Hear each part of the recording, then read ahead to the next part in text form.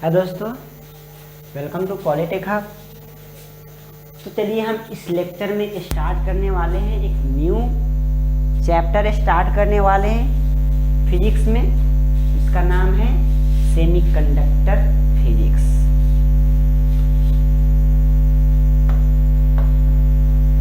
तो हम यहाँ पे स्टार्ट करने वाले हैं सेमीकंडक्टर फिजिक्स।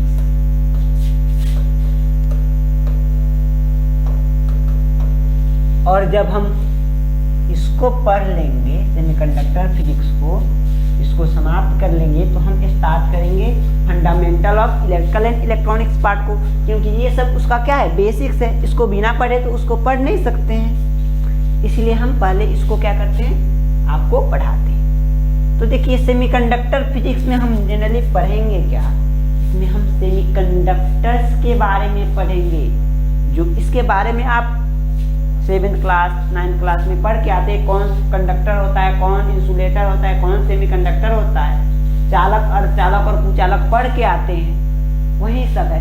अब यहाँ पे हम पढ़ेंगे ये सेमीकंडक्टर क्यों, ये सेमीकंडक्टर क्या है।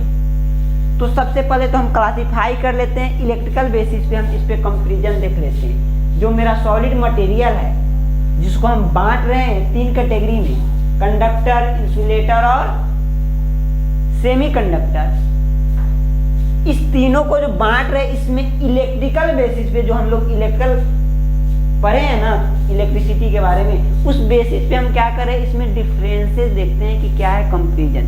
तो सबसे पहले देखते हैं कि क्या है। तो हम मटेरियल उठाते हैं, सॉलिड मटेरियल। मटेरियल क्या है, सॉलिड मटेरियल लेते हैं, मतलब सॉलिड पदार्थ लिए, ठोस पदार्थ। तो ठोस पदार्थ को हम 3 कैटेगरी में बांट रहे हैं यहाँ पे, 3 कैटेगरी में। एक इंसुलेटर, दूसरा सेमीकंडक्टर,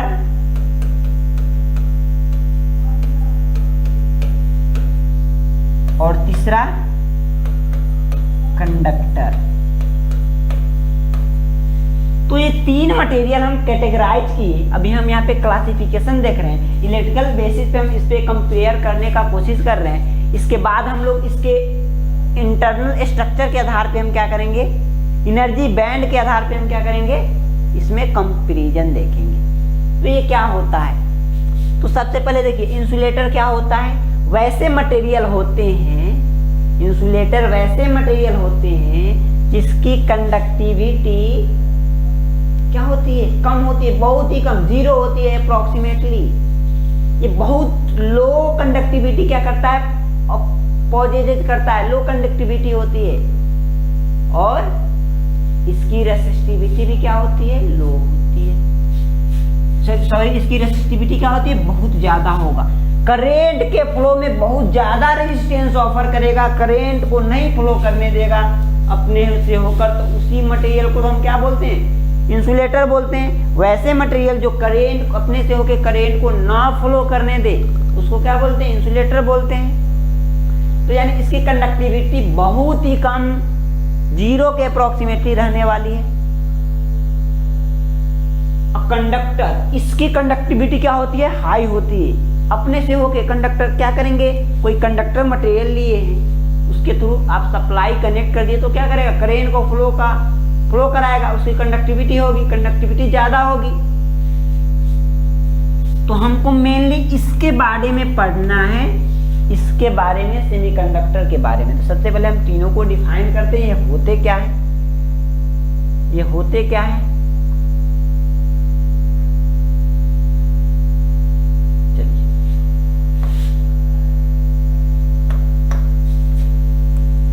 इंसुलेटर, इंसुलेटर इसको हम क्या डिफाइन करेंगे, those material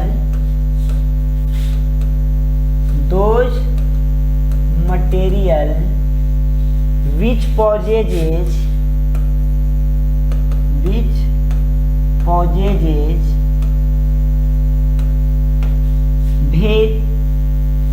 very high high resistivity, very high resistivity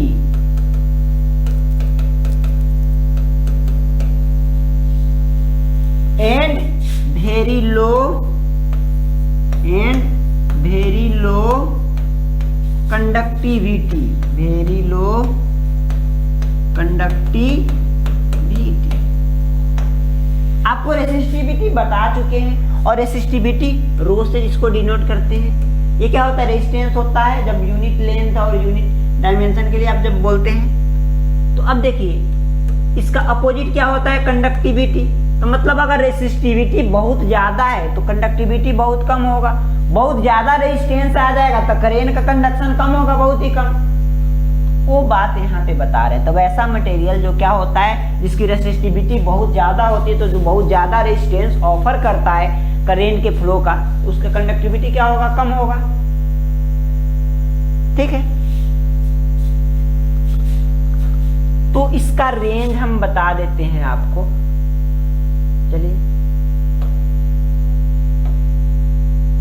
चलिए इसके रेंज के बारे में हम सबको एक कंपेयर के चार्ट बना के मैं आपको दिखा देंगे। पहले इस तीनों को समझ लीजिए। 2 नंबर कंडक्टर। चलिए कंडक्टर में क्या, अब इसके एग्जाम्पल में क्या लिख सकते हैं? इसके एग्जाम्पल में क्या लिख सकते हैं? यहाँ पे एग्जाम्पल लिख लेते हैं। चलिए इंसुलेटर के एग्जाम्पल लिख सकते हैं। आर कॉल्ड इंसुलेटर, उनको हम क्या बोलते हैं? इंसुलेटर बोलते हैं। इसका एग्जाम्पल क्या होगा? इंसुलेटर क्या होता है? क्या होगा?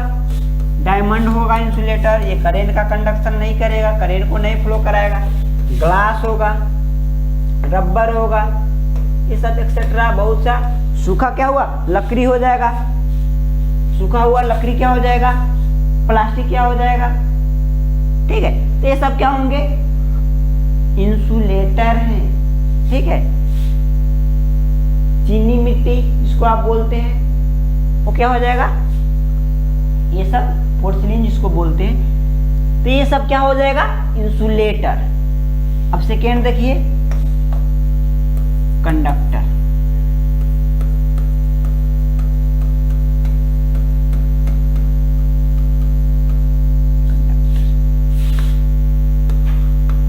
इसको क्या बोलेंगे? दोज मटेरियल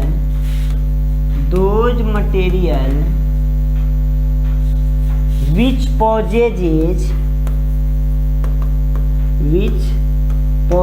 जो क्या करता है?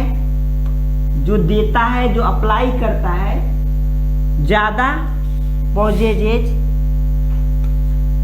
लो रेसिस्टिविटी, लो वेरी बोल सकते हैं, very low resistivity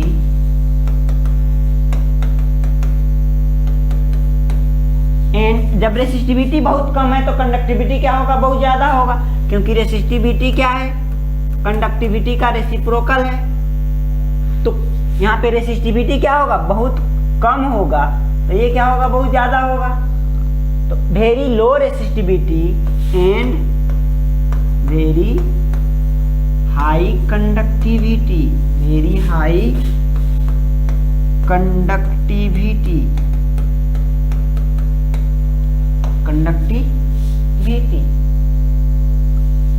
are called, उनको हम क्या बोलते हैं?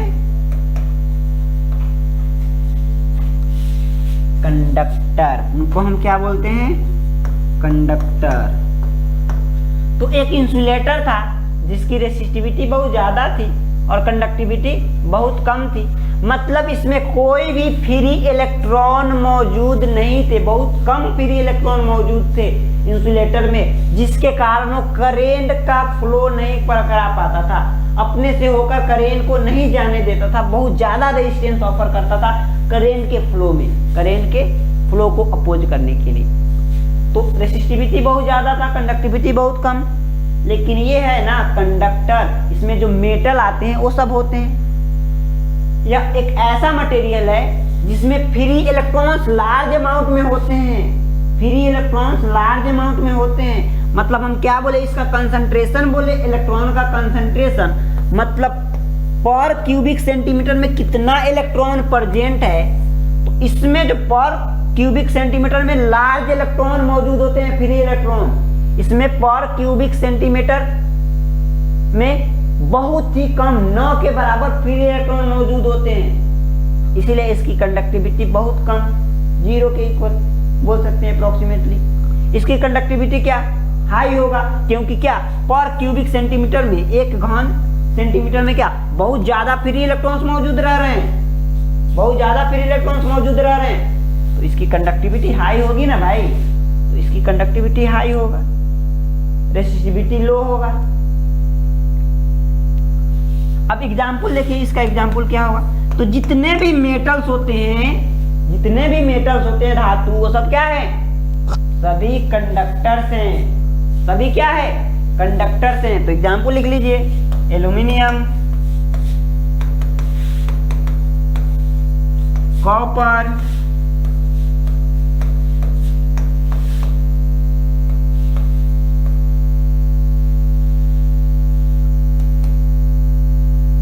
आयरन, गोल्ड, सिल्वर, जो भी सभी मेटल की बात करें तो सभी मेटल क्या हो जाएंगे, सभी मेटल क्या हो जाएंगे, तो सभी मेटल यहाँ पे क्या होंगे, कंडक्टर्स हो जाएंगे, सभी मेटल कंडक्टर्स होंगे। अब चलिए भाई, जो मेरा मेन चीज है जिसके बारे में पढ़ना हम चाहते हैं, वो है मेरा क्या, सेमीकंडक्टर, वो है सेमीकंडक्टर। तो थर्ड मटेरियल है सेमीकंडक्टर, सेमीकंडक्टर। तो थर्ड मटेरियल है सेमीकंडक्टर। तो ये क्या होता है, ये एक ऐसा मटेरियल होता है जिसकी कंडक्टिविटी और रेसिस्टिविटी इंसुलेटर और कंडक्टर के बीच में लाई करती है, बीच में होती है, ठीक है।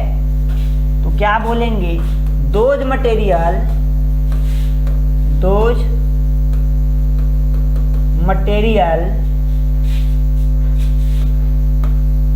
which conductivity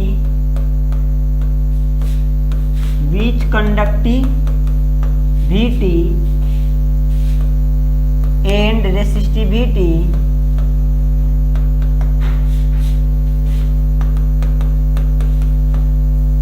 is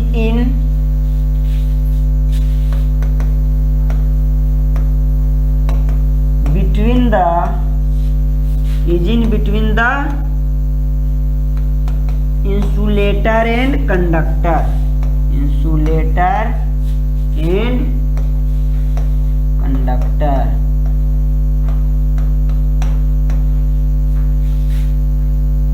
are called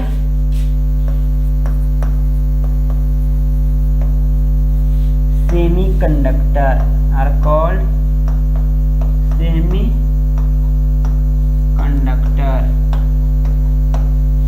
उनको हम क्या बोलते हैं, सेमीकंडक्टर। तो मतलब कुल मिला के बोले तो सेमीकंडक्टर की जो रेसिस्टिविटी होती है, कंडक्टिविटी होती है, वो इंसुलेटर और कंडक्टर के बीच में क्या होगा, उसके बीच में होगा, उसके रेंज के बीच में होगा। तो क्या बोलेंगे, अगर हम रेसिस्टिविटी की बात करें तो ये रो हो गया, रो क्या होगा, इससे क्या होगा, ज्यादा होगा। अगर ये इंसुलेटर है, इंसुलेटर का हम रेसिस्टिविटी बोल रहे हैं रो, ये रो इंसुलेटर, इससे क्या होगा, ज्यादा होगा सेमीकंडक्टर का। सेमीकंडक्टर की रेसिस्टिविटी, यहाँ पे रेसिस्टिविटी लिख रहे हैं हम, तो इसकी रेसिस्टिविटी, सेमीकंडक्टर की रेसिस्टिविटी क्या, इंसुलेटर से ज्यादा होगी, लेकिन कंडक्टर से क्या होगा, कम होगा। तो कंडक्टर से क्या होगा, कम होगा। तो बीच में होगा ना भाई, बीच में है ना, कंडक्टर से कम है, इंसुलेटर से ज्यादा है। इसी तरह कंडक्टिविटी भी इंसुलेटर से क्या होगा, इंसुलेटर से तो ज्यादा होगा। सेमीकंडक्टर की कंडक्टिविटी, ये है सेमीकंडक्टर लिख रहे हैं, ऐसे सेमीकंडक्टर लिख रहे हैं, तो इससे क्या होगा, ज्यादा होगा, लेकिन क्या होगा, कंडक्टर से कम होगा। कम क्या, बहुत ही कम होगा। ठीक है, कम क्या, बहुत ही कम होगा। तो ये होता है सेमीकंडक्टर, ये होता है आपका सेमीकंडक्टर। इसकी रेसिस्टिविटी, इसकी कंडक्टिविटी क्या होती है, इस दोनों के बीच में लाई करती है, कंडक्टर और इंसुलेटर के बीच में लाई करती है। ऐसा क्यों? इसमें क्या होते हैं ना, इसमें कुछ फ्री इलेक्ट्रॉन मौजूद होते हैं।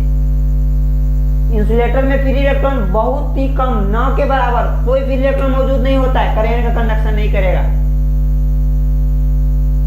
इसमें लेस अमाउंट में, कम अमाउंट में फ्री इलेक्ट्रॉन्स मौजूद होते हैं, तो क्या कर सकते हैं, करंट को कैरी करा सकते हैं थोड़ा मोड़ा, तो कंडक्टिविटी कुछ होगा। ठीक है, रेसिस्टिविटी भी कुछ होगा। तो इस दोनों के बीच में होगा, इस दोनों के बीच में होगा। तो चलिए इस दोनों इलेक्ट्रिकल पैरामीटर रेसिस्टिविटी और कंडक्टिविटी के आधार पे हम इसमें डिफरेंसेस बता दिए। अब उसका थोड़ा रेंज के बारे में लिख लेते हैं। चलिए यहाँ पे लिखिए, मटेरियल लिख दिए,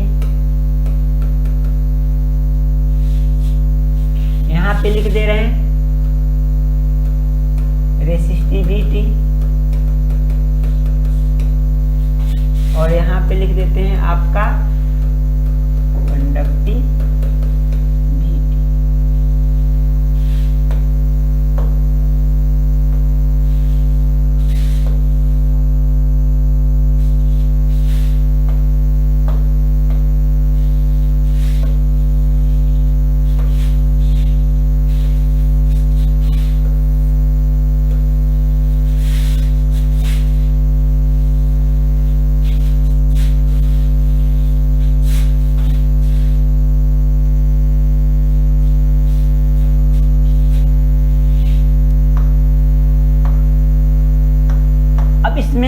मटेरियल के नाम लिख देते हैं। मटेरियल मेरे पास क्या है, इंसुलेटर, एक क्या है कंडक्टर, एक क्या है सेमीकंडक्टर, सेमीकंडक्टर।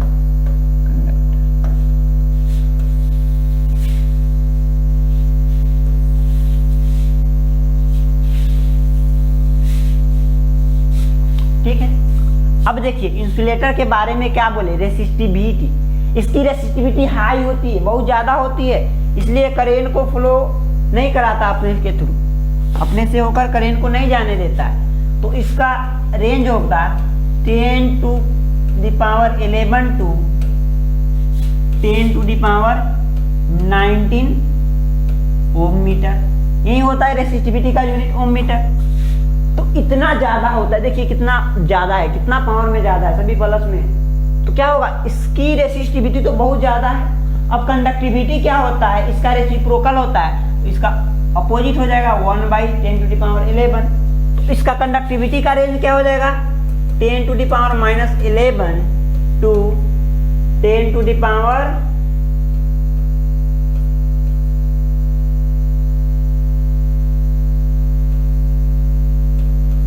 माइनस का 19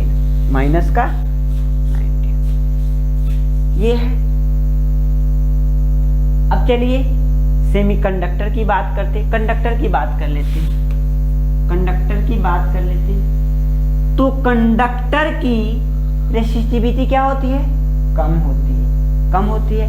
कंडक्टिविटी क्या होती है, ज्यादा होती है। तो इसका रेसिस्टिविटी जो होगा ना 10 to the power -2 to 10 to the power -8 की रेंज में होगा ओम मीटर।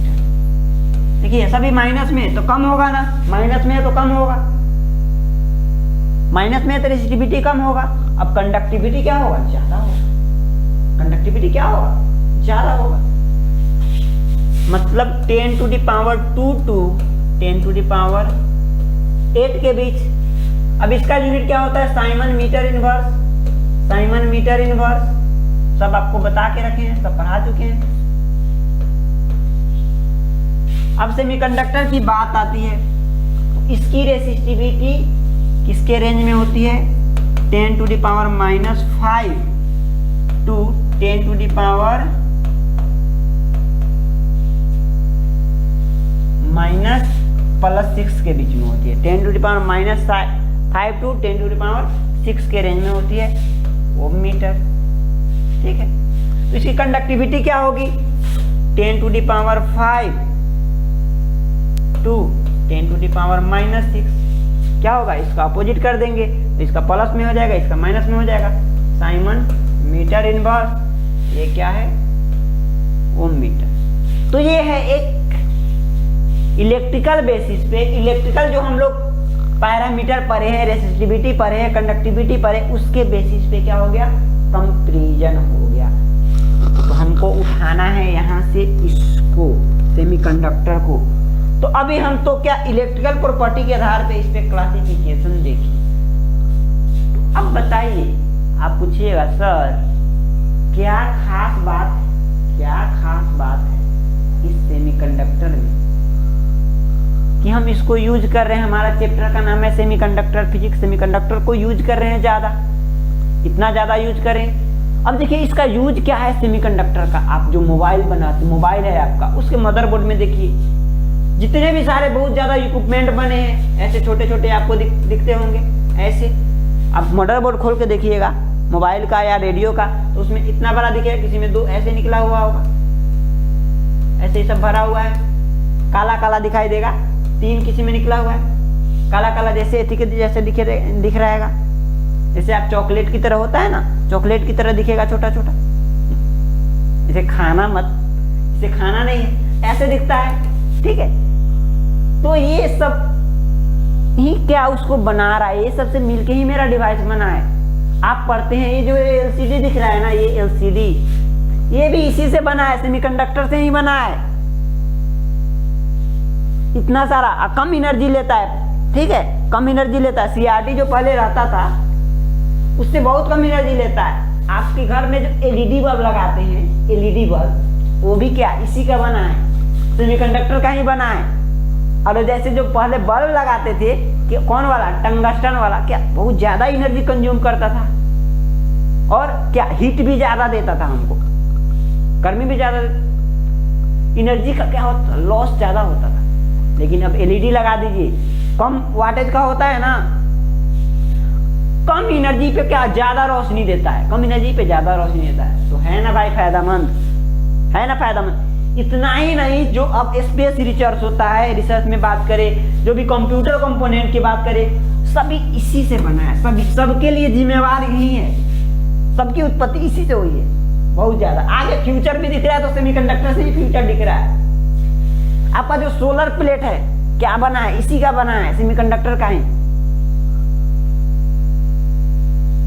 सोलर प्लेट सेमीकंडक्टर का ही बना है। तो इतने सारे इसके एप्लीकेशन है, इतने सारे इसका यूज है, और इसका फ्यूचर भी क्या बहुत ज्यादा, फ्यूचर, इसका फ्यूचर भी ब्राइट दिख रहा है। फ्यूचर में बहुत ज्यादा इस पे, इसी से सब ये बन रहा है सामान, इसी से ही पूरा इसका फ्यूचर दिख रहा है। अच्छा, तो क्यों ना हम इसको यूज करें, क्यों ना इसको यूज करें। तो अब बात रहा सर ये इसका इतना इंपॉर्टेंस है, ये इतना ज्यादा यूज हो रहा है, क्यों इतना ज्यादा यूज हो रहा है, क्यों इतना ज्यादा यूज हो रहा है, इसमें क्या खास बात है, क्या खास बात है इसमें कि इतना इसको यूज कर रहे हैं। हमारे पास ये है, कितना अच्छा ये कंडक्टर है, करेंट को बहुत ज्यादा फ्लो कराता है, कंडक्टिविटी ज्यादा है। इसकी कंडक्टिविटी तो बहुत कम है उसके रिस्पेक्ट में, तो इसको क्यों नहीं यूज करें, इसको कहाँ यूज करें, इसमें कौन सा गुण है, कौन सा गुण है कि इसको हम यूज कर रहे हैं। आइए उसी को देखेंगे, उसी के बारे में ना बात करेंगे, उसको बताएंगे और इसी में पूरा हम लोग एनालिसिस करेंगे। और आपका जो इलेक्ट्रॉनिक्स ब्रांच है ना, इलेक्ट्रॉनिक्स ब्रांच यहीं से शुरू होता है, सेमीकंडक्टर फिजिक्स से ही शुरू होता है इलेक्ट्रॉनिक्स ब्रांच। चलिए आइए देखते हैं। तो इलेक्ट्रिक सेमीकंडक्टर है ना, सेमीकंडक्टर में 2 खास गुण है। चलिए वो 2 कौन खास गुण है? The 2 major features of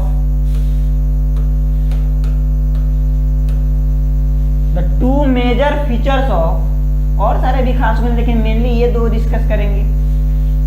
The 2 major features of semiconductor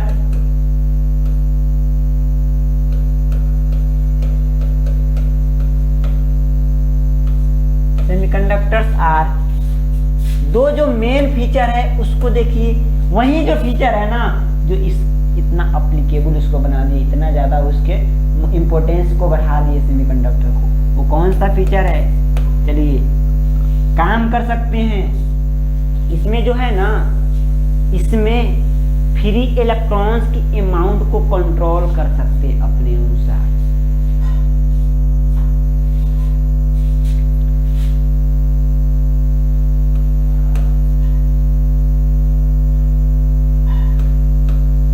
In semiconductor,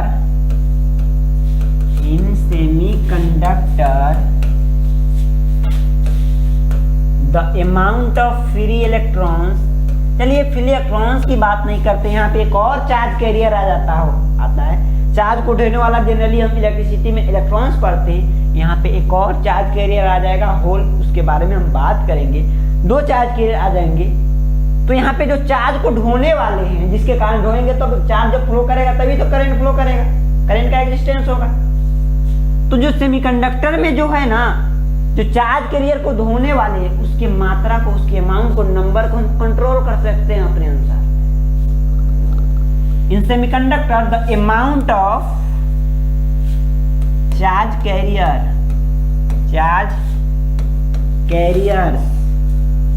इसमें हम पढ़ेंगे इलेक्ट्रॉन होगा और एंड होल। इलेक्ट्रॉन और होल्स को, चार्ज कैरियर जो इलेक्ट्रॉन और होल्स है, उसके अमाउंट को, उसके नंबर को कंट्रोल कर सकते हैं, उसको बढ़ा घटा सकते हैं।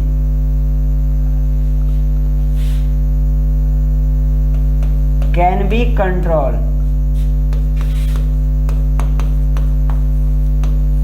तो जब हम फ्री इलेक्ट्रॉन्स को, चार्ज को ढोने वाले को हम क्या कर सकते हैं? The amount of free charge carrier लिखिएगा तो ज्यादा बेटर रहेगा। तो इसको यहां से फ्री चार्ज कैरियर कर लीजिए।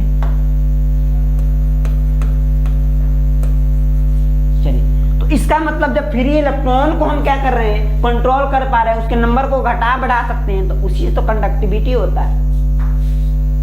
इसके कंडक्टिविटी को हम क्या कर सकते हैं, कंट्रोल कर सकते हैं। इससे कितना करंट फ्लो करेगा, उसके अमाउंट को हम क्या कर सकते हैं, कंट्रोल कर सकते हैं, बढ़ा घटा सकते हैं अपने अकॉर्डिंग। इसका मतलब है चार्ज कैरियर को जब कंट्रोल कर ले रहे हैं बबुआ, तो क्या होगा, दैट इज इट्स कंडक्टिविटी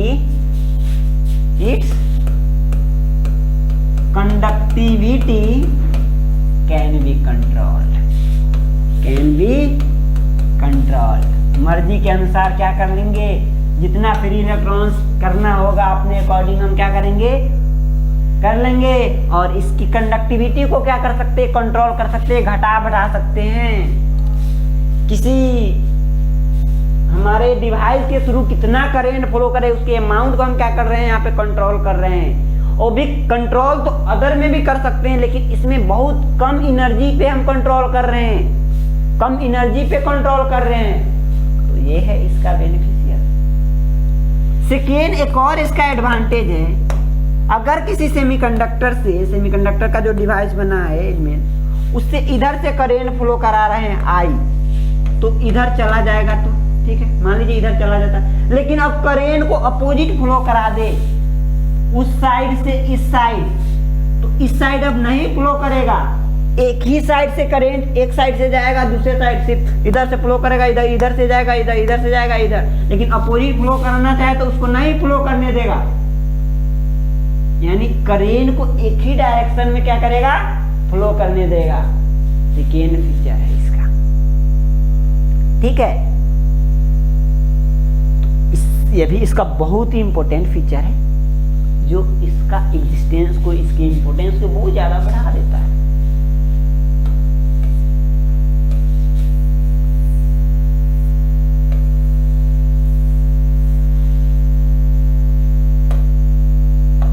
चलिए दूसरी का प्रॉपर्टी लिखिएगा।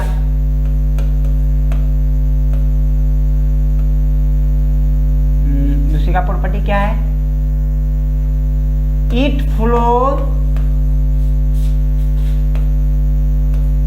Flows the current in one direction, in unidirection,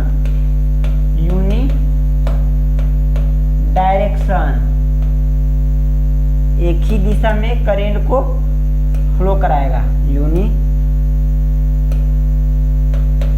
direction.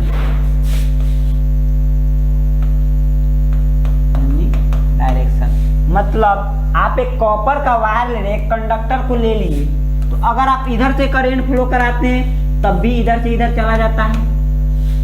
Copper का तार ले लिए, कंडक्टर ले लिए तो,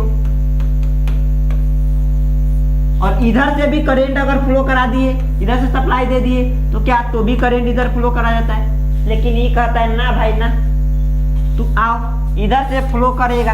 अगर हम इधर से फ्लो कराते हैं, इधर से एनोड से कैथोड फ्लो कराते हैं, इधर से हम करा रहे हैं तो हम इधर से कराएंगे। इधर से तुम हमको कितनों दे दो, हम नहीं करंट फ्लो कराएंगे यहाँ से, नहीं, उसको जाने ही नहीं देंगे, रोक देंगे, उसको जाने ही नहीं देंगे, रोक देंगे। तो ये है इसका सेकेंड फीचर, ये है इसका सेकेंड फीचर। तो ये है सेमीकंडक्टर का। तो क्या कर रहे हैं, दो चीज कर रहे हैं, और इसी के कारण इसका इंपोर्टेंस बढ़ गया। अब क्या सेमीकंडक्टर का जब इन्वेंशन नहीं हुआ था तो क्या इसका कोई विकल्प नहीं था? यह काम कोई दूसरा नहीं कर रहा था क्या? कोई दूसरा कर रहा था कि नहीं? कि ये जब आया तभी ये काम शुरू हुआ? जो ये काम जो कर रहा है अभी, क्या उसके पहले जो एलिमेंट बनाए जाते थे, तो इसका इन्वेंशन लगभग 19 इसके बीच में हुआ था, इसके अप्रॉक्स में हुआ था सेमीकंडक्टर का। ठीक है, सेमीकंडक्टर से एलिमेंट बनाए जाने लगते थे। तो इसके पहले क्या, इसके पहले क्या और सारे इक्विपमेंट नहीं बनाए जाते थे? उस समय क्या नहीं बनाए जाते थे? बनाए जाते थे। उसमें यूज किया जाता था, इसके जगह पे पहले वैक्यूम ट्यूब यूज किया जाता है। थोड़ा कहानी सुन लीजिए, उसके बारे में पढ़ना नहीं है, कहानी सुन लीजिए। वैक्यूम ट्यूब, तो ये काम वो वैक्यूम ट्यूब करता था। उस समय यह काम वैक्यूम ट्यूब करता था जब इसका इन्वेंशन नहीं हुआ था तब। वैक्यूम ट्यूब में क्या होता था, मान लीजिए ये ग्लास है, इसको क्या कर दिए, वैक्यूम बना दिए, इसमें इसको निर्वात बना दिए, सारे एयर को निकाल दिए, निर्वात बना दिए, और इसमें से इधर एक प्लेट दे दीजिए, ये एनोड का प्लेट दे दीजिए, ठीक है, प्लस वाला प्लेट। इधर से सेकेंड प्लेट निकाल दीजिए, कैथोड लगा दीजिए, ठीक है। अब यहाँ पे एक वायर टंगस्टन का जैसे फिलामेंट लगाते हैं ना, वैसे लगा दिए। अब ये बेरियम का है, बेरियम सल्फाइड का। क्यों? क्योंकि अगर इसको हम एनर्जी देते हैं तो यहाँ से इलेक्ट्रॉन क्या होंगे, इमिट होंगे। ऐसे आप अगर फोटो इलेक्ट्रिक इफेक्ट पढ़े होइएगा तो आपको पता चलेगा, नहीं पढ़े होइएगा तो थोड़ा आपको यहाँ पे मानना पड़ेगा। यहाँ पे क्या करते हैं हम, इसको सप्लाई देते हैं, एलिमेंट को क्या करेंगे, सप्लाई देंगे फिलामेंट को। तो ये क्या होगा, ज्यादा सप्लाई देना होगा, क्योंकि इसको बहुत ज्यादा हीट करना है, बहुत ज्यादा हमको इसको हीट करना है, तो हीट करेंगे तो ये क्या होगा, इससे इलेक्ट्रॉन इमिट होगा, इलेक्ट्रॉन। और ये है पॉजिटिव एनोड है, तो इलेक्ट्रॉन इधर से इधर फ्लो करेगा, इधर से इधर फ्लो करेगा, यहाँ से निकल के इधर से इधर, और करंट इधर से इधर। और जब एनोड, कैथोड से एनोड क्या हो जा रहा है, सॉरी, यहाँ पे कैथोड से एनोड की तरफ पूरे इलेक्ट्रॉन जा रहे हैं। ये कैसे हो रहा है, यहाँ पे लार्ज वोल्टेज अप्लाई कर रहे हैं, यहाँ पे बहुत ज्यादा हीट की जरूरत पड़ेगी ताकि ये इलेक्ट्रॉन इसमें से इमिट हो जाए, निकल जाए, यहाँ से इस कैथोड से इलेक्ट्रॉन निकल जाए। उसके लिए एनर्जी की जरूरत होगी बहुत ज्यादा। तो इसको क्या किए, बहुत ज्यादा एनर्जी दिए, तो क्या हो गया, यहाँ से सब इलेक्ट्रॉन इमिट होने लगे, निकलने लगे, और वो कहाँ जाने लगे। अब ये क्या है, प्लस है, तो इसको क्या करेगा, अटैक करेगा, इधर से इधर जाएगा, इधर से इधर जाएगा। तो कैथोड से एनोड की तरफ इलेक्ट्रॉन मूव करेगा, तो इलेक्ट्रॉन के अपोजिट करंट मूव करता है। तो एनोड से कैथोड की ओर क्या होगा, एनोड से कैथोड की ओर करंट फ्लो करेगा भाई, क्या सर, तो हमारे पास पहले विकल्प था ही, तो हम इसको क्यों इन्वेंट किए, इसको क्यों एप्लीकेशन में लाए, इसको क्या इतना ज्यादा ऐसी कर दिए, पॉपुलर कर दिए। तो इसका कारण, इसका बहुत ज्यादा डिसएडवांटेज था, बहुत ज्यादा डिसएडवांटेज। देखिए पहला बात तो इसको निर्वात बनाना पड़ता था ताकि इसमें एनर्जी की वेस्टेज कम हो, यहाँ जल्दी से जा पाए। एक तो इसको निर्वात बनाना कठिन था, इसका साइज बहुत बड़ा होता था, बल्कि साइज होता था। लेकिन अभी के सेमीकंडक्टर से डायोड देखिए इतनी इतनी छोटे छोटे देखते हैं सेमीकंडक्टर, इसका साइज बड़ा है, बल्कि हो जाएगा, भारी हो जाएगा। अब देखिए यहाँ पे बहुत ज्यादा हीट की जरूरत है हमको, तो हमको लार्ज एनर्जी देना पड़ेगा, सप्लाई देना पड़ेगा, वोल्टेज लगभग 100 वोल्ट आपको देना पड़ेगा। तो आपको लार्ज एनर्जी दे रहे हैं तो एनर्जी क्या हो रहा है, वेस्ट हो रहा है, बहुत ज्यादा एनर्जी की जरूरत पड़ रही है। इसका साइज भी बड़ा है और इसका लाइफ भी कम होता है, ज्यादा देर खराब जल्दी होता है, इसका लाइफ भी कम हो जाता है, क्योंकि इतने सारे पैरामीटर पे डिपेंड कर रहे हैं। तो हो सकता है क्या बहुत ज्यादा वोल्टेज से ये क्या हो जाएगा, ये डिस्ट्रॉय हो जाए, ये बहुत ब्रेक हो जाए, ये कैथोड क्या हो जाए, डैमेज हो जाए, पिघल जाए, बहुत ज्यादा यहाँ पे अगर हिट कर दे तो खराब हो जाएगा। तो इसके डिसएडवांटेज बहुत ज्यादा थे, इसलिए हमको दूसरा इसका अल्टरनेटिव ढूंढना जरूरी था। तो चलो भाई, सेमीकंडक्टर की हमको इंपॉर्टेंस पता चली, सेमीकंडक्टर की इंपॉर्टेंस पता चली। अब हम इसके इंटरनल स्ट्रक्चर, एनर्जी बैंड के आधार पे हम क्या करेंगे, जो मटेरियल है कंडक्टर, सेमीकंडक्टर और इंसुलेटर, उसके बेसिस पे क्या करेंगे, कंपैरिजन करेंगे। तो सबसे पहले समझते हैं एनर्जी बैंड होता क्या है, एनर्जी बैंड होता क्या है। तो हम पढ़ेंगे किसी क्रिस्टल में एनर्जी बैंड क्या होता है। तो टॉपिक का नाम दीजिएगा आप, चलिए बहुत प्यार से आपको टॉपिक के नाम लिख देते हैं, एनर्जी बैंड इन क्रिस्टल, एनर्जी बैंड इन क्रिस्टल। तो चलिए सबसे पहले क्रिस्टल में एनर्जी बैंड देखना है, तो एनर्जी बैंड तो बाद में देखेंगे, तो पहले क्रिस्टल क्या होता है, क्रिस्टल क्या होता है। तो आप जो पदार्थ हुई, कोई भी मैटर है, क्या होगा, बहुत सारे एटम के मिलके बना होगा। कोई भी मटेरियल, उसमें बहुत सारे एटम होंगे, एक एटम से तो मिलके बना नहीं है कोई। जैसे ये पेन है तो बहुत सारे एटम के मिलके बना है, हमारा बॉडी भी बहुत सारे एटम के मिलके बना है। तो जब एक साथ बहुत सारे एटम से मिलके बना होता है, उसी को हम क्या बोलते हैं, क्रिस्टल बोलते हैं। क्या बोलते हैं, क्रिस्टल। तो कोई भी मैटर में क्या होते हैं, सभी एटम एक ऑर्डर में, पैटर्न में सजे होते हैं, और उसी पैटर्न को, जो मैटर है उस सबको हम क्या बोलते हैं, क्रिस्टल बोलते हैं। तो एटम कभी आपको एक सिंगल एटम नहीं मिलेगा, क्या होगा, एक मटेरियल में मिलेगा, किसी पदार्थ में मिलेगा एटम, सिंगल एटम तो आपको मिलेगा नहीं, उसमें लाखों करोड़ों एटम होगा एक मटेरियल में, वो है क्रिस्टल। और उसी में देखना है एनर्जी बैंड, एनर्जी बैंड। और एनर्जी बैंड क्रिस्टल में ही होंगे, एनर्जी बैंड क्रिस्टल में ही होंगे, किसी एक में एटम में नहीं होंगे। एक एटम जनरली देखने को भी नहीं मिलेगा, एक एटम अगर प्रयोगशाला में मिल सकता है, प्रयोगशाला में मिल सकता है, जहाँ पे एक्सपेरिमेंट करते हैं, एक्सपेरिमेंट जो साइंटिस्ट लोग करते हैं वो दिखा सकते हैं। तो चलिए पहले हम एक आइसोलेटेड, चलिए एक एटम के बारे में बात करते हैं। ऐसा पॉसिबल नहीं है, लेकिन हम चलिए क्या किए, सोडियम क्या होता है, सोडियम से किसी एक एटम को ले लिए, एक खास एटम को ले लिए। चलिए यहाँ पे एक एटम है, यहाँ पे इसका न्यूक्लियस होगा, चलिए सोडियम ले लिए, सोडियम का न्यूक्लियस होगा। उसके बाद क्या होगा, ऐसे ऐसे क्या होंगे, ऑर्बिट होंगे इसके, ऐसे ऐसे ऑर्बिट होंगे। क्या होगा, इसमें इलेक्ट्रॉन सजा होगा, इलेक्ट्रॉन होगा 2, इसमें 8, इसमें 1 8 2 10 1 11 ऐसे सजे होंगे।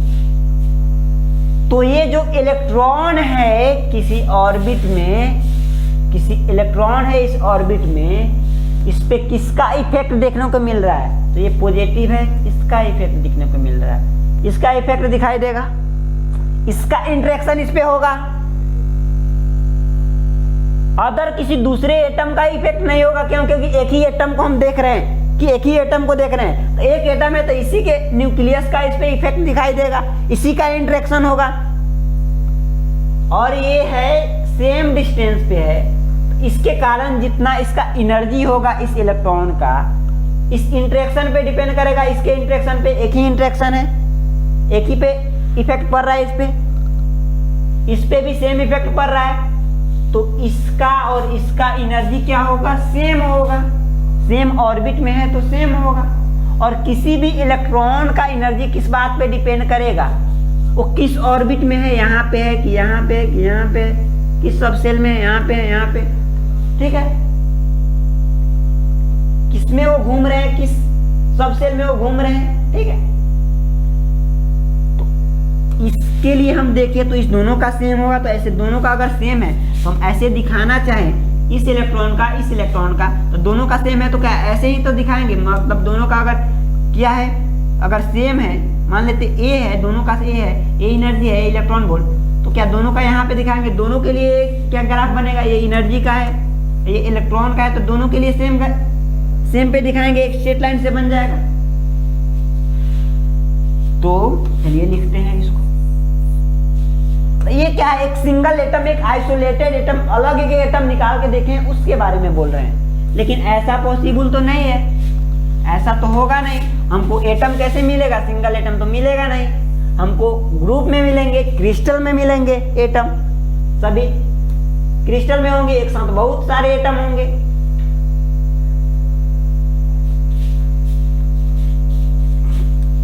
तो देखिए,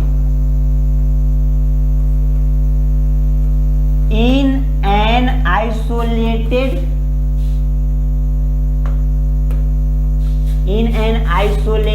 atom, आइसोलेटेड मतलब एक सिंगल एटम की बात कर रहे हैं, निकाल लिए हैं किसी भी पदार्थ से सिंगल एटम, उसकी बात कर रहे हैं। अलग है, अलग दिखा रहे हैं, काट के निकाल लिए, अलग देख रहे हैं उसको, सिंगल एटम को। The energy of electron in an isolated atom, the energy of electron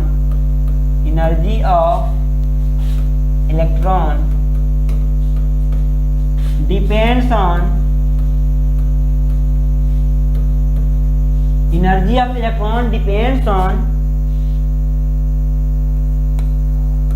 the orbit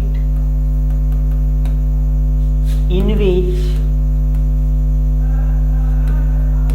it revolve, जिस ऑर्बिट में घूम रहा है उस पे डिपेंड करेगा। जैसे यहाँ पे है, यहाँ पे डिपेंड घूम रहा है, तो क्या इसमें भी जितने होंगे सभी के बराबर होंगे। अगर आइसोलेटेड है तो इस ऑर्बिट में घूम रहा है या इस ऑर्बिट में घूम रहा है तो इसमें होगा, इसका एनर्जी सभी का क्या होगा, सेम होगा। कब, जब एक सिंगल एटम की देख रहे हैं तब तो, लेकिन इसका इससे अलग होगा, क्योंकि क्या होगा, इस न्यूक्लियस का इस पे इफेक्ट ज्यादा होगा, इस पे इफेक्ट कम होगा, इसके अकॉर्डिंग रहेगा, ठीक है। इसका इंटरेक्शन दिखेगा ना। चलिए, तो ये तो आइसोलेटेड एटम में है।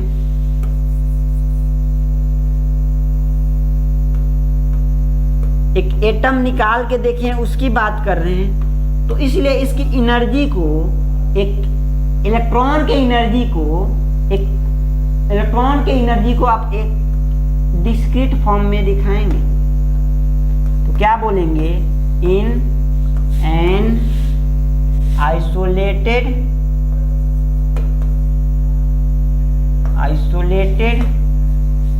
एटम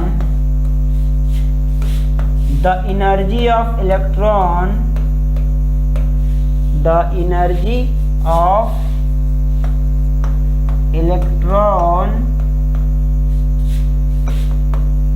in a subcell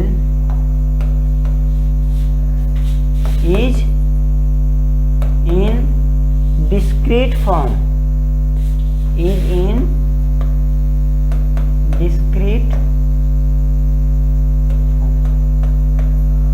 मतलब एक लाइन की तरह होगा, लाइक अ स्ट्रेट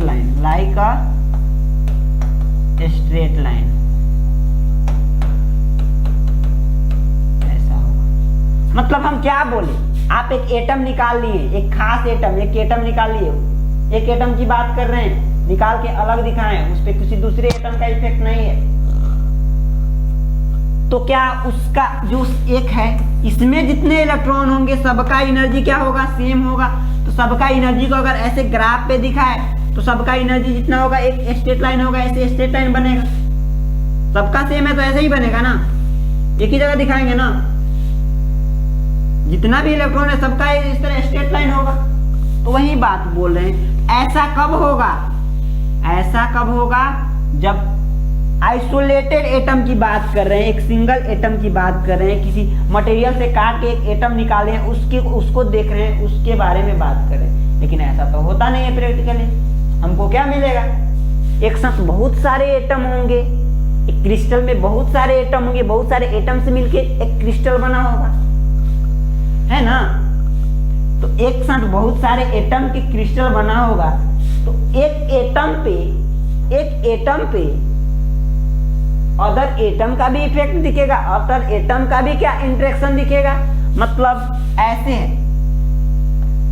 एक साथ क्या है, बहुत सारे, एक ये एटम है, एक इधर एटम है, एक इधर इधर इधर, बहुत सारे एटम से मिलके क्या बना है, क्रिस्टल बना है। बहुत सारे इधर उधर बहुत सारे होंगे, गुजर गुजर दिखेंगे आपको, गुजर गुजर दिखेंगे। तो अगर इसके एटम में, इस एटम की बात करें, इस एटम की, इसके एटम में किसी जो सेल में, सब सेल में जो इलेक्ट्रॉन प्रेजेंट होगा उस पे इसके न्यूक्लियस का इफेक्ट तो दिखेगा ही, इसके बगल वाले एटम का न्यूक्लियस का भी इफेक्ट दिखेगा, इसके इधर वाले न्यूक्लियस का भी इफेक्ट दिखेगा। तो इस एटम के इधर अगल बगल जो भी होंगे उससे क्या करेंगे, ये उससे थोड़ा मिलेगा, इससे बात करेगा, इससे बात करेगा, इससे बात करेगा। जैसे आप इधर बैठे हैं, इधर बगल बगल में क्या और सब आदमी बैठा है, तो क्या इधर बात करे, किसी से बात कर रहे हैं, इधर भी किसी से बात करेंगे, इधर भी किसी से बात करेंगे, ताक झाक करेंगे ना। तो वही बात है यहाँ पे। तो अब देखिए, इस एटम के इधर कुछ एटम होंगे, कुछ इधर एटम होंगे, कुछ इधर एटम होंगे। अब इस एटम के देखें तो इधर को भी कुछ एटम, कुछ एटम, कुछ एटम, लेकिन क्या जितना इसके इधर अगल बगल में था उतना ही इसके अगल बगल में नहीं होगा ना, उससे कम ज्यादा थोड़ा कुछ डिफरेंसेस दिखेंगे ना। तो एक एटम होगा, उसका पोजीशन क्या होगा, फिक्स होगा। मान लीजिए हम 10 क्लास में क्या 20-22 जो स्टूडेंट, 50 स्टूडेंट बैठे हैं, तो अगर उसमें से किसी एक स्टूडेंट को देखेंगे तो इधर कुछ स्टूडेंट होगा, उसके बगल में इधर कुछ होगा, पीछे कुछ होगा, आगे कुछ होगा, और दूसरा को देखेंगे तो दूसरे की तरफ वैसे ही होगा। लेकिन क्या होगा, जितना इसके अगल बगल में फर्स्ट वाला के था आजू बाजू में, तो क्या सबका इसका सेम दिखेगा। जितना उसके पीछे था, पीछे मान लीजिए पीछे सेम दिख सकता है, आगे भी सेम दिख सकता है, आजू बाजू में तो कोई भी डिफरेंसेट आ जाएगा ना। तो जितने भी एटम है उसका पोजीशन यूनिक होगा, उसके जैसा यूनिक पोजीशन किसी का नहीं होगा। मतलब जितना इलेक्ट्रॉन इधर इसका है, मान लीजिए इस एटम का इलेक्ट्रॉन इधर क्या है, इधर 5 एटम है, इधर 10 एटम है, इधर 15 एटम है, इधर 20 एटम है। तो ऐसा कोई भी एटम नहीं होगा जिसके इधर 5 इधर 10 एग्जैक्टली जितना था उतना होगा, इससे कुछ डिफरेंस हो जाएंगे। तो जब डिफरेंसेज हो जाएंगे, जब इस इलेक्ट्रॉन पे अगल बगल का भी इंटरेक्शन दिख रहा है, तब इसके एनर्जी, अब वो अगर एक ही सब सेल में, अगर इसी सेल में बात कर रहे हैं, तो अब इस इलेक्ट्रॉन के भी क्या, इलेक्ट्रॉन का भी पोजीशन यूनिक हो गया ना। अब इधर देखेंगे कितना एटम है, इस इलेक्ट्रॉन के इधर इतना एटम है, इसके इलेक्ट्रॉन के इधर इतना एटम है, कभी इक्वल नहीं होंगे, सबके अलग अलग होंगे। तो सबके कारण अलग अलग इंटरेक्शन दिखेगा, सबके अलग अलग प्रभाव दिखाई देगा, इसलिए सबका अब एनर्जी अलग अलग होगा।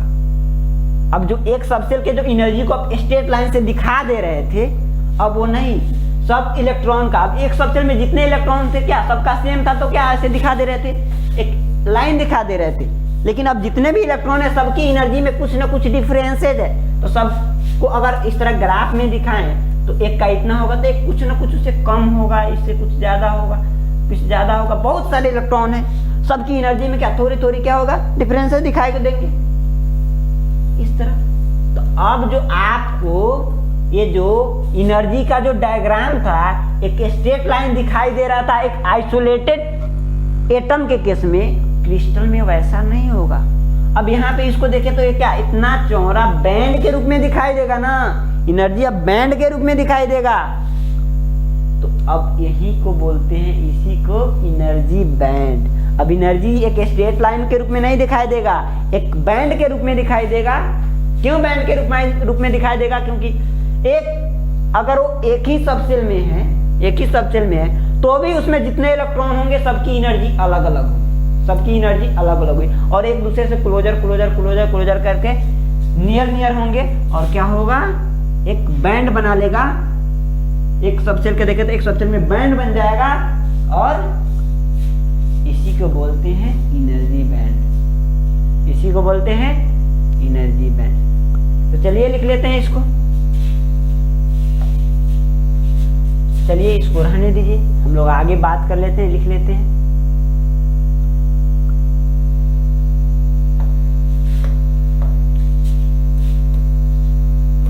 But in a crystal,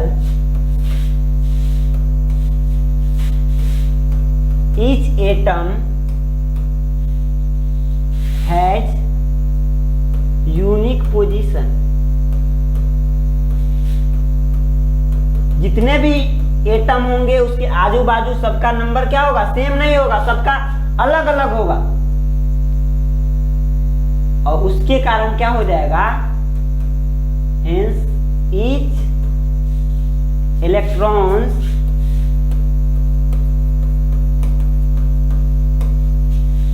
has unique position, unique position. तो अब इलेक्ट्रॉन का भी पोजीशन क्या हो गया, एक दूसरे से अलग अलग हो गया, कभी किसी का सेम नहीं होगा, क्योंकि उसके आजू बाजू में अलग अलग नंबर क्या के एटम है, किसी के उधर कितना है, किसी के ज्यादा है, किसी कम है, तो सबका तो सेम नहीं दिखाई देगा ना।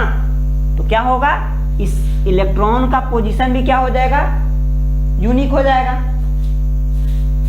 तो चलिए अब इसके कारण क्या हो गया, जब इलेक्ट्रॉन का पोजीशन यूनिक हो गया तो उस पे इंटरेक्शन जो प्रभाव है एटम का क्या होगा, सबका अलग अलग दिखाई देगा। इस इलेक्ट्रॉन पे सब एटम का प्रभाव अलग अलग दिखाई देगा, क्योंकि अगर मान लीजिए 20 स्टूडेंट क्लास में बैठे हैं, 50 बैठे हैं, तो किसी एक को देखेंगे तो क्या होगा, उसके आजू बाजू में क्या कुछ स्टूडेंट होंगे, आगे कुछ स्टूडेंट होंगे, पीछे कुछ स्टूडेंट होंगे, बाएं कुछ स्टूडेंट होंगे, लेकिन कोई ऐसा अब दूसरा स्टूडेंट नहीं मिल सकता है जिसके आगे पीछे लेफ्ट राइट सभी तरफ उतने ही नंबर के स्टूडेंट्स मिले। तो क्या उसके जैसा तो नहीं मिलेगा ना, तो सबसे अलग अलग प्रभाव दिखाई देगा। इसके कारण क्या हो जाएगा, अलग अलग इंटरेक्शन दिखेगा, और सबकी एनर्जी अलग अलग होगी, चाहे वह एक ही सबसेल में क्यों ना हो। एंड हेंस each electrons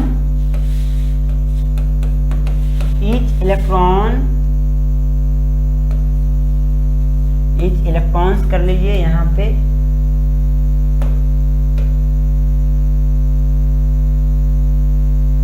चलिए एटम्स कर लीजिए,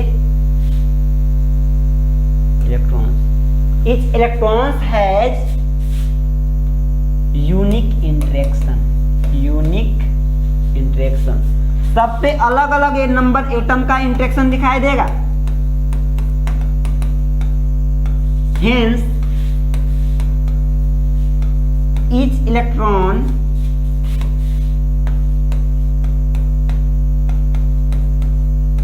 will have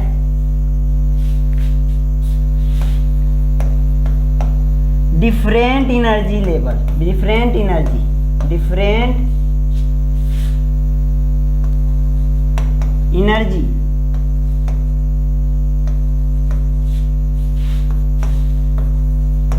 which are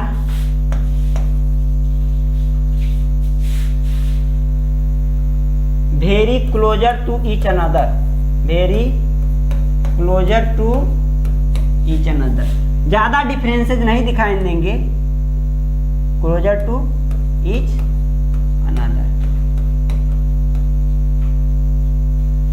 तो अब जो आपको स्ट्रेट लाइन किसी एक सबसेल का एनर्जी दिख रहा था, अब आप उसी सबसेल में क्या होगा, अलग अलग दिखाई देगा, चाहे तो लिख सकते हैं इवन व्हेन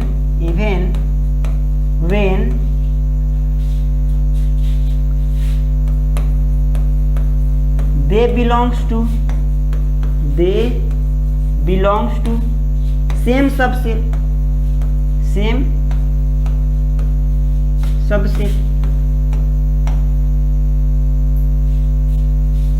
चाहे वो एक ही सबसेल में क्यों ना हो, उसके आजू बाजू क्या होंगे, उस इलेक्ट्रॉन के अलग अलग नंबर ऑफ एटम होंगे, तो उसका एनर्जी क्या हो जाएगा, डिफरेंट हो जाएगा।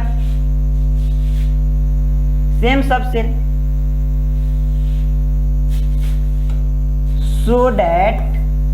so the energy lines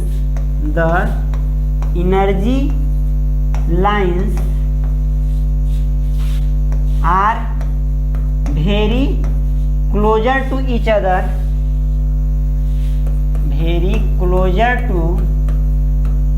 other, and appears as a band,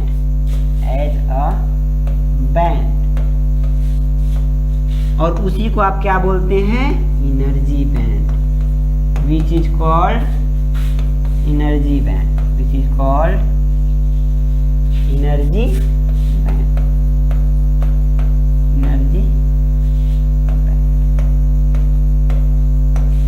अब क्या होगा,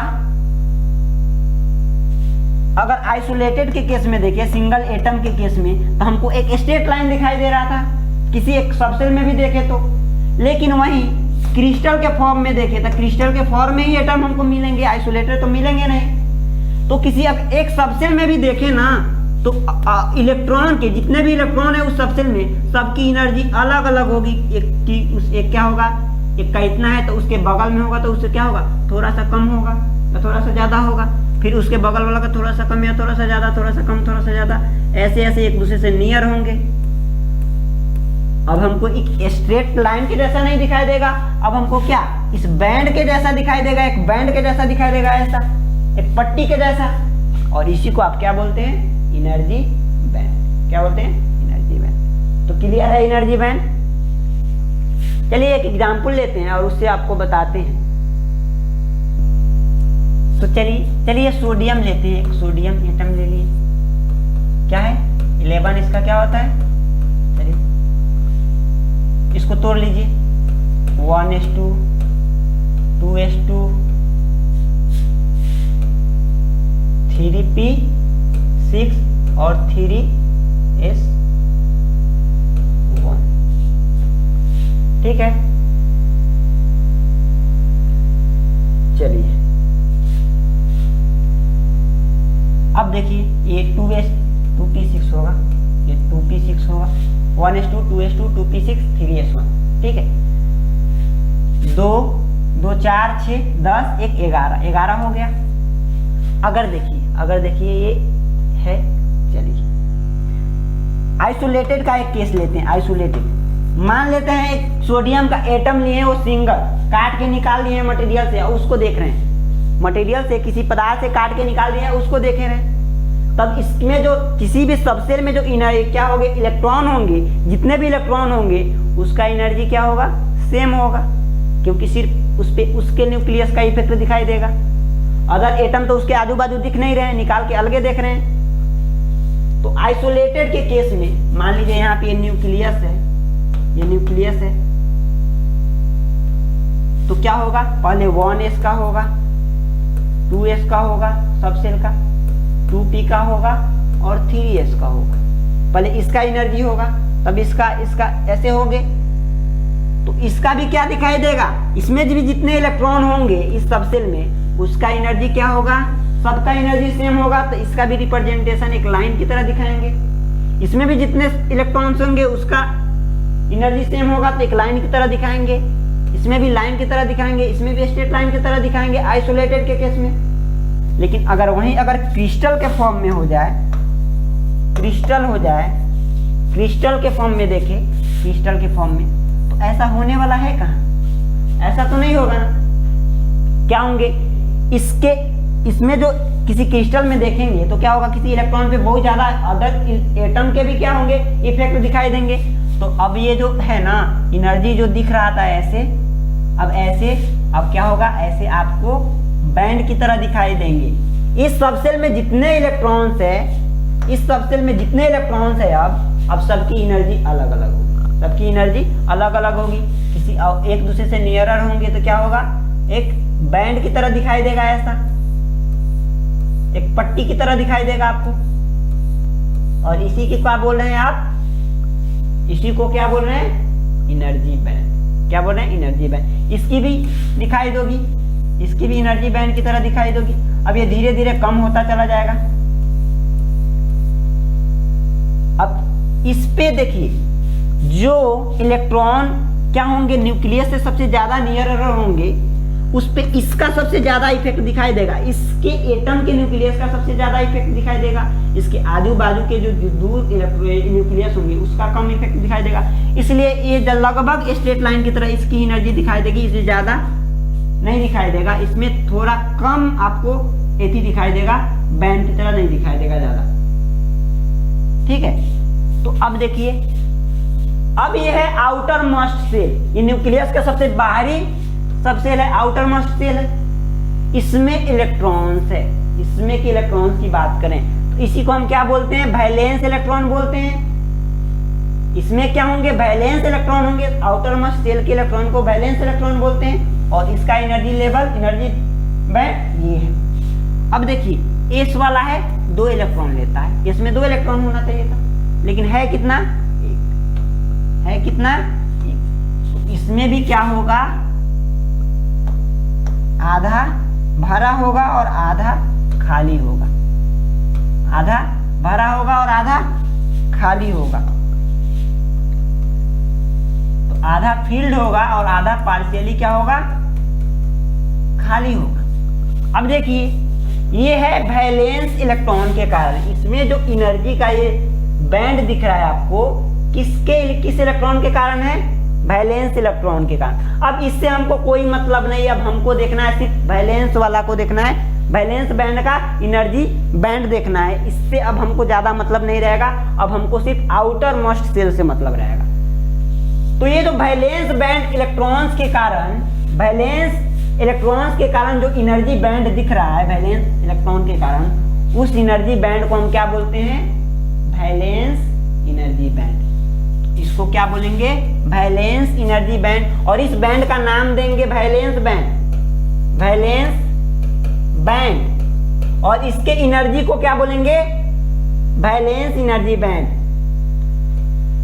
वैलेंस एनर्जी बोलेंगे। ठीक है, तो ये बैंड को क्या बोलेंगे, वैलेंस एनर्जी बैंड। अब देखिए, इसके ऊपर जो दिख रहा है, ऊपर जो दिख रहा है, तो जो energy level, energy band valence band के एबव होती है, ऊपर होती है, उसको हम बोलते हैं कंडक्शन बैंड। क्या बोलते हैं, कंडक्शन बैंड। क्या बोलते हैं, कंडक्शन बैंड। और उसके एनर्जी को हम क्या बोलते हैं, कंडक्शन एनर्जी बैंड। उस एनर्जी बैंड को हम क्या बोलेंगे, कंडक्शन एनर्जी बैंड। तो अभी यहाँ पे आपको इससे जस्ट सटा हुआ दिख रहा होगा, सटा हुआ तो दिख रहा है ना। अब ये हमेशा ऐसा नहीं रहेगा, वो अब उस मटेरियल पे डिपेंड करेगा। हम किसी, अब यहाँ पे क्या देख रहे हैं, एक एलिमेंट सोडियम को लिए, वो हर एलिमेंट के लिए अलग अलग होगा।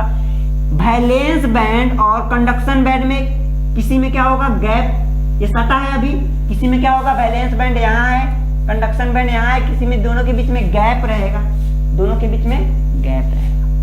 तो वैलेंस बैंड में कौन सा इलेक्ट्रॉन्स रहेंगे, वैलेंस इलेक्ट्रॉन्स रहेंगे।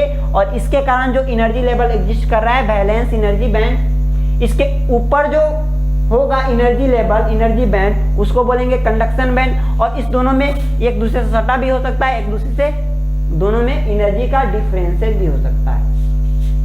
तो ये हो गया अब वैलेंस बैंड और ये हो गया कंडक्शन बैंड। अब इसमें एनर्जी का कुछ डिफरेंस दिख रहा है और इस एनर्जी डिफरेंस को बोलते हैं forbidden energy gap, forbidden energy gap. तो आपको समझ में आया होगा कि वैलेंस बैंड क्या होते हैं, कंडक्शन बैंड क्या होते हैं, एनर्जी बैंड क्या होता है।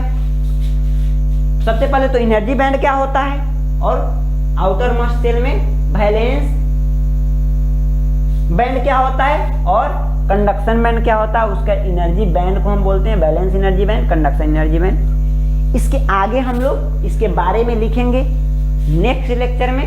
नेक्स्ट लेक्चर में हम देखेंगे बैलेंस बैंड को डिफाइन करेंगे।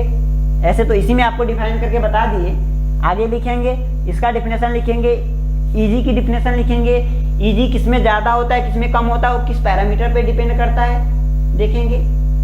अगर इसमें जो इलेक्ट्रॉन है इसको एनर्जी मिल जाए तो क्या होगा, इसका एनर्जी लेवल, अगर इसको एनर्जी दे दे तो एनर्जी ज़्यादा ले लेगा, एनर्जी गेन करेगा तो क्या होगा, लार्ज एनर्जी बैंड में जाएगा, हायर एनर्जी लेवल में जाना चाहेगा तो वो चला जाएगा कंडक्शन बैंड में। अभी इसमें कोई इलेक्ट्रॉन नहीं था, अभी इसमें ये खाली था, लेकिन जब इसमें एनर्जी देंगे, इसको गर्म करेंगे, मान लीजिए गर्म कर रहे हैं, हीट दे कर रहे हैं, तो क्या होगा, इसमें एनर्जी चला जाएगा और इलेक्ट्रॉन हो जाएगा। ये इसमें जो इलेक्ट्रॉन हो जाएंगे वो फ्री इलेक्ट्रॉन हो जाएंगे और वहीं कंडक्शन में पार्टिसिपेट करेंगे। तो ठीक है, इसके बाद हम लोग नेक्स्ट लेक्चर में बात करते हैं इससे आगे।